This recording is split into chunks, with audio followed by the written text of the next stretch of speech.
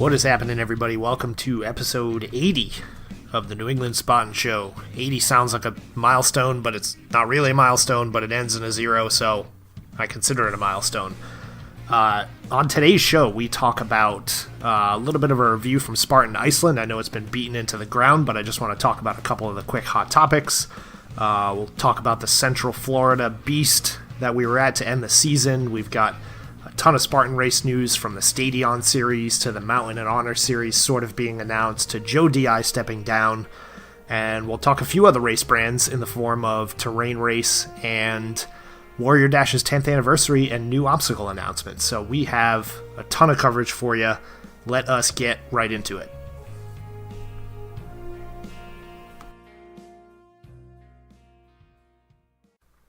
All right, so like I said, we have a ton to talk about today, which is funny because when I was thinking about doing the podcast earlier today, it's been 2 weeks since our last episode, and I'm like, well, there's not really much that's happened. And then I started writing down notes of actually what has happened and looked back through my feed on Facebook and on Instagram and realized that there's a ton of stuff that's happened. But before we get into all the news and reviews and everything, if you're listening to this on Monday morning, you still have a little bit of time to vote for the different categories in Mud Run Guide's The Muddies. I'm doing air quotes, but you can't see it.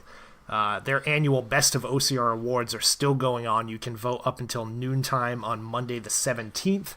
And if you enjoy the show and you need a podcast to vote for, and I know there are a ton of good ones on the list this year, feel free to go ahead and give us a vote, or give anybody a vote. Just support the community, support the different podcasts that are out there.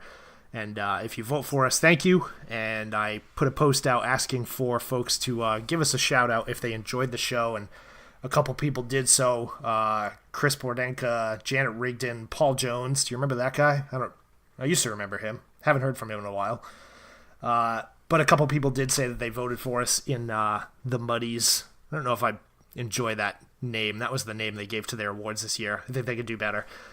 And one other thing, we've got a community of people that talk about obstacle course racing just throughout the week and as things happen on a service called Discord. If you're not familiar with Discord, it is a new platform. It's not social media as much as it's a communication platform. It's pretty common in the gaming world. People use it to communicate with each other via voice, text. If you want to check it out and join the group, you can visit bit.ly/OCR Discord. I will spell Discord for you. It's Discord. I can't believe I have to spell that. But if you need a place to just kind of chat about what's happening in the industry, talk about the news that's breaking, we've got a feed of all the different OCR podcasts that are up there. Again, it's bit.ly/OCR Discord. Jump on. We have a few race directors in there. We have a few different media personalities in there as well, so you never know who you run into, but jump on, give me a shout out, let me know you're there, and so let's jump right into it. We've got a ton of stuff to talk about today. So Spartan Iceland was a couple weeks ago, and I think everybody's kind of seen the coverage from Spartan Iceland, and I'm not going to spend a ton of time on it, but I do just kind of want to talk about at least the 3 or 4 main kind of headlines that came out of Spartan Iceland. So as everybody knows, obviously John Albin was there chasing the $1 million prize that Joe DeSena put up earlier this year for whoever can win the Spartan World Championship, the Spartan Trifecta World Championship, and then win the Ultra Championship and also complete 100 miles. And as we were looking at Albin's approach to Iceland, at least me, the way I looked at it, listening to his interviews on the different podcasts and on social media, and then looking at his attitude towards just the qualification process and everything, it was pretty clear right out the gate that he was not necessarily,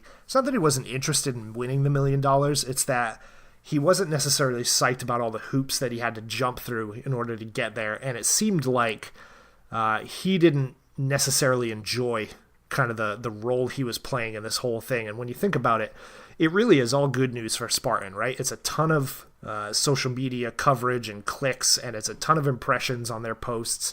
But the reality is that course is designed to beat people up and to essentially limit the amount of miles that people can do. It's not like World's Toughest Mudder where you can go in and get obstacle-free laps and obstacles open in different segments of time during the day and night, and you get the opportunity to skip obstacles later. Spartan is all in every obstacle straight from the get-go. And as everybody knows, Albin only made it little over 40 miles before falling off a pace that he wanted to maintain, and then ultimately dropped out of the event, leaving Ryan Atkins to take the victory home with about 80 miles.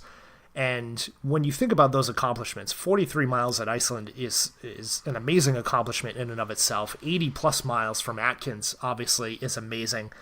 And it was interesting to see what Joe DeSena was doing throughout the event in offering these guys additional incentives to keep them going. And when I think of that, he offered Atkins and Albin another like 25 or 50K if they hit the 90-mile mark. And really, if you think about it, the only reason he did that was to keep those guys going during the race. And when I think about that, I think, okay, I want the prime athletes at my event. I want them to continue racing as long as possible. And if I'm going to do that, I would want to cover it in a way that the audience can see what's happening there. And really, this brings me to one of the things that I wanted to talk about Iceland is my biggest gripe about this event is the coverage was just garbage. There was no live streaming of the event. There was no Facebook video coverage. There was very little Instagram stories. But I'll tell you who did cover it well. Over at Obstacle Racing Media, they had amazing coverage of the event in the form of the different stories that they had.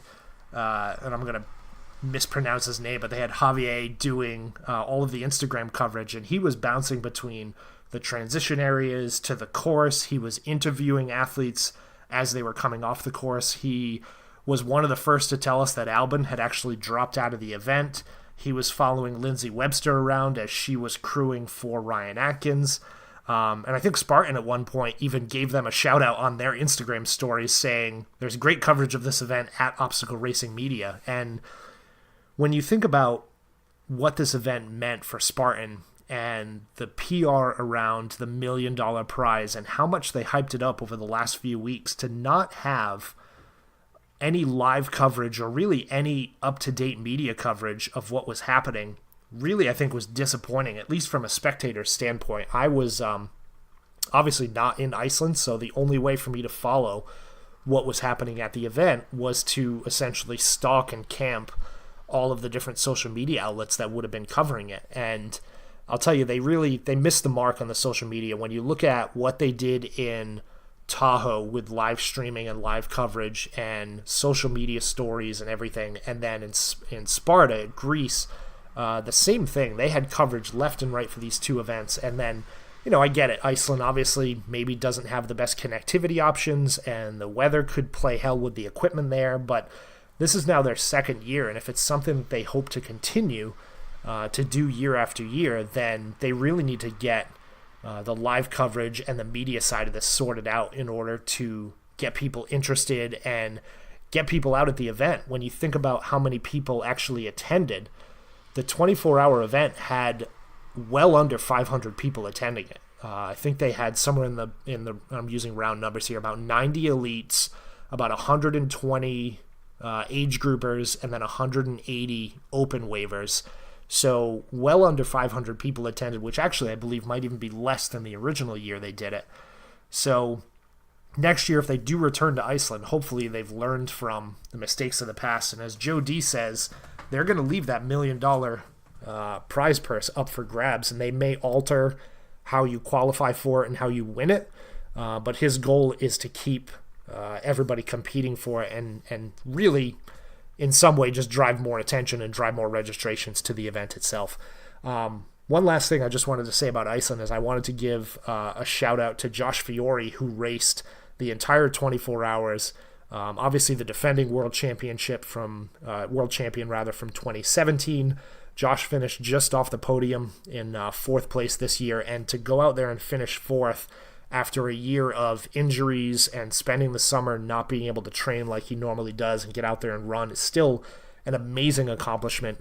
2017 female champion Morgan Mackay obviously came in on the podium this year as well in second place, so the defending champion showed up big, but having Atkins out there is obviously quite the competition. So Iceland is over. Spartan Race's season is over. It finished up last weekend with 3 different events happening. The Central Florida Beast, which I was at that I'll talk about in a second. They had the Los Angeles Sprint, and then there was a third event, and I forget exactly where it is, but really the 2 that they were focusing on in terms of coverage was certainly the LA Sprint, and they also had their second Trail Series event there, their second beta test of a Trail Series event there. And then I was at the Central Florida Beast, which was put on by your friend and mine, Garfield Griffiths, the race director for that event. And great to get down to Florida. The weather in New England has been a little chilly as of late, as it should be in December. We've had several rainy, miserable weeks. We have had some snow in there. So it was nice to get down to Florida, get some 75-degree weather. And the Florida Beast is an interesting race because it's held out on just some open farmland, essentially. And it's a completely flat course. The only elevation that was really held at the course itself were really just dirt piles that we were running up and down. So everything else was essentially completely flat. And when you think about a flat course, you think this is a runner's course. This is something that the elites are going to blaze right through, and the age groupers are just going to run straight by. And I ended up running the elite wave because I waited too long to register, and the only thing left were elite registrations. Age group was sold out. And when I look at the map of the event, it was probably about 10 miles of solid running before you saw really any big concentration of obstacles. So I'm out there, I'm running the course, and I'm pulling up the map and I look at it, right? So you've got the basic obstacles to start off, things like the hay walls and the over walls and the hurdles. The only real obstacle that we had early in the game was we had Bender, and we had the Tyrolean, and we had Stairway to Sparta. And certainly not the most difficult obstacles. After that, you had a couple basic carries. You had a log carry, which was extremely early and extremely light, and I am not upset by that at all. You had a sandbag carry in there. You had a farmer's log carry. Really just some simple obstacles. But by the time you're 10 miles in, I spent those 10 miles running. And at that point, you are completely exhausted from running. You're in the heat. And after spending 2 months in colder weather and rain up here, running in 75-degree weather wasn't necessarily the easiest experience for me. But we spent a good majority of that course simply running through this flat farmland. And at one point, we were in kind of this wooded section that we were just essentially zigzagging back and forth. It was like running on a go-kart track. You were going up, you were taking a 180-degree U-turn, running back and forth past each other. So it was like trying to fill space on the course to get the mileage in. And then in true kind of Spartan fashion, once you approach sort of the last 2 to 3 miles of the course, that's where you hit all the big obstacles. So as you come back towards the festival area, you had the spear throw, which was followed immediately by the rolling mud, and the dunk wall. Immediately after the dunk wall, you had probably one of the grittiest, most gravel-filled barbed wire crawls that I've ever gone through. I got out of that just completely scraped up and covered in dirt and sand. And then immediately after that barbed wire crawl, you had the slip wall where the ropes were tied up high. So you had people actually waiting to take second, third, fourth, fifth tries to get up that slip wall. There were some people there that spent upwards of 25 minutes at the slip wall before they either burpeed out of it or they dropped the ropes down to help people kind of get past it. And then, we finished up with things like Twister, which only had 2 sections. It's been a pretty common theme this year for Twister to kind of get tamed down a little bit. We had the Bucket Brigade, which is a relatively flat bucket carry this time around. You had the rope climb. You had Olympus in there as well. And then simple A-frame, simple vertical cargo net, and then the finish line. All in all, a relatively easy course in terms of, the distance and elevation and then the obstacles. But the one thing that I found interesting as somebody who's not competing or running elite is when you've got a course like that where you can really open up and run, you almost have to manage how fast you're running, because if you exhaust yourself running throughout that course, then you're going to have nothing left for the obstacles by the end of the day. And at one point, I'm looking down at my watch and I'm comparing my time to last year, and I'm like, I'm already at the same time as what we were at last year. but we hadn't even seen any obstacles yet, really. We still had a good 2 to 3 miles of obstacles, so the course was definitely longer. The footing there is definitely, it's going to be an ankle checker the entire time because you're running on farmlands where obviously cows and other livestock are just stomping holes in the ground. So this was the first race where I took out my new Hoka speed goats, which are normally ultramarathon and long distance running shoes, but because I figured it was going to be a flat, non-rocky, non-muddy obstacle course, I figured I'd break them in here and see how they performed. And I'll tell you, if you have not run in Hoka shoes before, they take a little getting used to, but I've only run in them probably 4 or 5 times at this point, but I've absolutely fell in love with the feel of them, how my feet feel when I hit the ground, the recovery in them. When I finish the race, my knees and my ankles are not tortured like they used to be with some of the other shoes I was wearing. So I'm going to try and wear those next season at as many events as I can, assuming they are not events that are going to be absolutely covered in mud, and might have to get myself another pair that I take to obstacle course races and then other ones that I don't. So that's the end of the season. So how's everybody's off season looking so far? If you're like me, you're recovering, you're going to spend some time with family, eat a ton of food that you probably don't need to eat. I started my evening out eating pizza tonight. So but after that, it's back into training mode. So I think my goal this off season is to really look at some type of distance running program that I can stick to and hold myself accountable for. And I think the one thing that I've done in the past is go out and run and go out and train and get into the gym and do weight work, but not really do it with any set goal or program. And when you don't have a plan, you essentially don't get any results because you're not setting yourself up for any certain success. And in this case, I don't know if what I did during the season or during last year's off season actually worked because I didn't really have any program to kind of follow along. So looking into seeing if there's any options to kind of follow something along in the off season this year. And if you've got suggestions, I would be happy to take them. But reach out or give me a shout on the OCR Discord that we mentioned earlier. So already looking into next year, Spartan's got a handful of changes that are coming in 2019. And we've talked about the new trail series that they're launching next year. We've talked about the new medals that they're going to be releasing. A couple big news messages or big news pieces that have popped up in the last few weeks. Notably, the first one is Joe DiStefano, who is the director of sport for Spartan Race.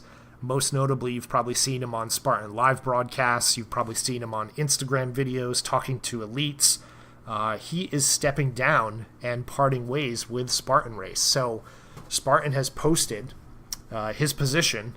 So if you are somebody who likes to work with elite athletes and is experienced in the ways of generating new ways to create revenue and ways to expand on the brand and ways to help develop the race itself and grow it, then there is an application waiting for you at Spartan.com in the form of new director of sport. Really, the one thing I just wanted to kind of mention, in Joe Di's parting post on Instagram, he had one line in there that, when I read it, reads to me as he did not necessarily like or enjoy the direction that Spartan was going. And he talks about, his history with the race, and he talks a little bit about how he loved traveling and he loved working with all these different athletes. But then he says one thing, and it was, I believe, time to be a non-renewable resource that must be managed with the utmost responsibility and respect. And when I read that, not to start any controversy or anything, but when I read that as Spartan was not treating me properly, and I had ideas and things that I wanted to do, and they didn't give me the time of day for it. And that's a guess. I certainly don't have any insight as to the inner workings of what was happening between Joe Di and Spartan, but when I read that line, that one line just kind of jumped out to me. But who knows what it holds for next year's Spartan Elite. So Joe Di's kind of main job, at least public-facing job, was he kind of managed the Spartan Pro teams and the Pro Select teams, and then he also was the guy who was kind of at the center of the John Albin Tahoe qualification controversy, where he came out and just said on Instagram that whoever's finished in the top 10 at Tahoe in the past is welcome to come to Tahoe anytime in the future. And that was met with a whole regard of, uproar from some of the Spartan elites. Even Robert Killian had something to say about that, saying it wasn't part of the rules. So we will have to see who is going to be the new director of sport, if they even announce it for next season. And we'll see what that means for the Spartan elites and the pros and the pro selects and whatever it is next year. Now, talking about next year in terms of scheduling, the one thing that a lot of people have been waiting for the 2019 is the announcement about the Spartan U.S. National Series. And Spartan has been teasing that the announcement is coming and that folks just have to stay tuned, and it'll be coming down the pipe. And we've heard essentially that they will be announcing it by the end of the year. And when you go back and look at last year's, what they did essentially is they announced the U.S. National Series and all these qualifications back in October. So they're already a good 2 months late with announcing the dates for the U.S. National Series. And last year was a little different. It was the first time they did this big filtering kind of like qualifying events, qualifying in order to qualify, in order to qualify, in order to compete. Or as I talked about with Matt Davis on our new Thursday video series, Davis and Chase, was it participation by obligation? So what they did announce, well, they didn't really announce it, but they posted it on their website, is I found the Mountain Series and I found the Honor Series schedules popped up on Spartan.com. And when they popped up originally, and this was on, I want to say it was Wednesday or Thursday, they popped up, they had a whole bunch of dates and a whole bunch of venues listed. And a handful of them were wrong. So for the Spartan Mountain Series, they had things like Palmerton, Indiana listed, which obviously Palmerton's in Pennsylvania, not in Indiana. And then they also had listed multiple events during those weekends. So at Palmerton, they had the Super, they had the Sprint, and they had the Hurricane Heat listed. And then the news broke and everybody posted it, and I posted it on Instagram, and BroCR Media posted it, and Mud Run Guide posted it, and Spartan went out and tried to play damage control and said, you guys need to take this down. These dates are not correct. This information is not supposed to be out there yet. They have since changed a handful of dates and venues on the website. So they still have they still have 3 series up right now. They have the Spartan Mountain Series, which there are 7 events posted for. The Montana Beast, the Big Bear Southern California Sprint, the Palmerton Super, the Colorado Rockies Beast, the Killington Beast, the Whistler British Columbia Sprint, and then the Tri-State New Jersey Super, which are venues that we were familiar with from last year. There's a few new ones in there, namely Whistler, which is just the Sprint. It's a little odd that the Mountain Series has a couple sprints in there, both the SoCal Big Bear Sprint and the Whistler Sprint. But again, you don't know if these are true or not. They are on the website as of today, and you can sign up for them, but these are obviously subject to change. They've also got the Spartan Honor Series up there today. And the Honor Series obviously are races that focus on military veterans racing at their events. They bring in Oscar Mike at a handful of these events. There are 7 of those races posted as well. The San Antonio Super, the Nationals Park Stadium Series event, the Fayetteville, North Carolina Super, the Fort Carlson Super, Tri-State New York Sprint, which was formerly held at Tuxedo. We don't know where that's going to be this year because it hasn't been announced. They have the Fort Campbell, Tennessee Super, and then the Dallas, Texas Beast. And then the last series they've got up right now is the, I hate this word, but the Stadion Series. So for lack of a better term, the Stadium Series. And the only dates that they have listed right now are Citi Field in April, DC in May. So they actually have the Stadium Series in DC under both the Honor Series and the Stadium Series. They've got Glendale, Arizona. They've got Arlington, Texas, Los Angeles, California on there. And then if you go look at the Spartan Instagram page, there's a few others listed. They put up a post saying that Fenway is in there, and there's a couple others that are TBD. So they have sort of announced their Stadium Series events, they've sort of announced their Mountain Series, and they have sort of announced their Honor Series. We don't know if any of these are finalized, but what they have not announced is the U.S. National Series events. And I don't know if the delay is because of, the news with Joe DI leaving, or all the different news around new medals next year and changes to the age group, and maybe they're just getting their ducks in a row, but the natives are getting restless. And if we look at the race series for next season and what the rumors are around the National Series dates and venues, they're waiting a little bit too long. So right now, the rumored first race is February 23rd in Jacksonville, Florida. So you're talking about a race that is essentially 2 months away that you have not announced, that a lot of people are going to want to compete at. And as we get closer, prices for flights are going to go up, hotel prices are going to go up. So that means people are going to struggle to get there. And when you look at Mobile, Alabama being the second one, supposedly, that one's in March, right? So they've got an event in February, March, April, May, and June leading up to the West Virginia Championship, which was held in August of last year. So they need to get on it. They need to announce the series itself, so that way people can start planning their events. And, the pros and them, they don't need to worry about planning because they're probably going to be shipped out there by way of Spartan. They're going to be put up by way of Spartan. But everybody else that wants to race at these events and compete need to start planning. And as Christmas time comes around, I think everybody's going to start looking for some gift cards for for travel and hotels. So you never know. Check out SpartanRace.com. Look at the different series that are posted. The dates are up there today.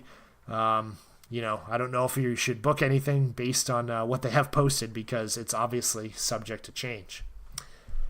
So another couple of things in the news that I just want to talk about. So we saw the other day, our friend Matt Davis was the first to kind of report this, that Terrain Race, or Cool Events, which is the parent company of Terrain Race, was purchased or was part of a merger with a company called 808 Renewable Energy Corp. And if you have never heard of 808 Renewable Energy Corp, that is probably because they are not a company that is in the business of obstacle course racing, or fitness in general.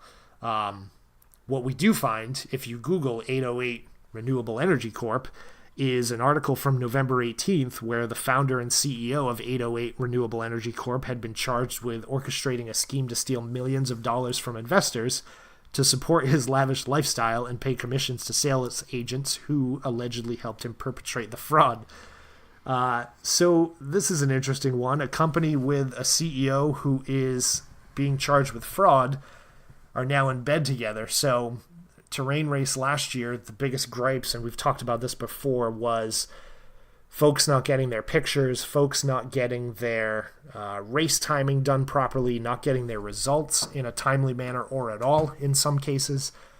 So there's a new company with a whole heck of a lot of money behind them, and who knows if that money is legal or not.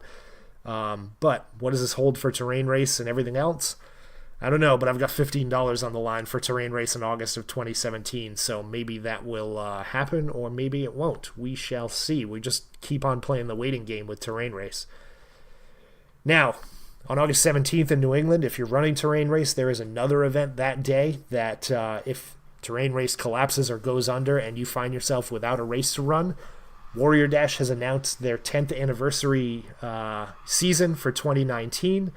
And one thing that I just want to talk about is they have announced a whole host of obstacles and updates for their 2019 race season. And it's probably been 4 or 5 years since I've run a Warrior Dash. And if you've run a Warrior Dash before, you know that their events are definitely more about fun and just getting out on the course and having a great time, as opposed to running a competitive race. Now, I'm pretty sure they do have a competitive wave early in the morning if you do want to get out and run. But they've got 3 distances that they're promising for their events in 2019. They've got I think a 1 mile, a 5K, and a 10K. But the obstacles that they're talking about, and you can see these over at warriordash.com, there's a couple good ones that if you take a look at them. So they've got one called El Capitan, which is a 3-story slide. Slides I could give or take. I guess it depends on what's at the bottom of the slide.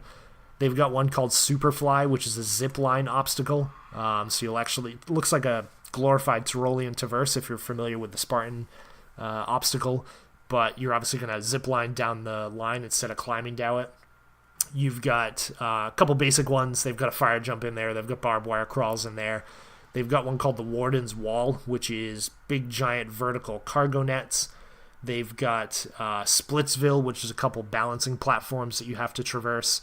There's a whole host of new obstacles there. So take a look at their website. Again, it's warrior-.com. And you'll be hard-pressed to not find an obstacle that looks like a good time at the Warrior-Dash event. So, again, they are holding an event on August 17th in New England. It's Thompson Speedway in Connecticut. So if you have not had a chance to race on a Warrior Dash event, go out there, have a good time. It's a good way to break up the season with something just fun, kind of like Rugged Maniac. If you haven't had a chance to run one of those, it's just a great fun race. It's not going to be a murder fest. You're not going to be climbing mountains all day. You're not going to be carrying a ton of buckets up and down hills. So it's a good way to just break up a season and get out there and enjoy yourself.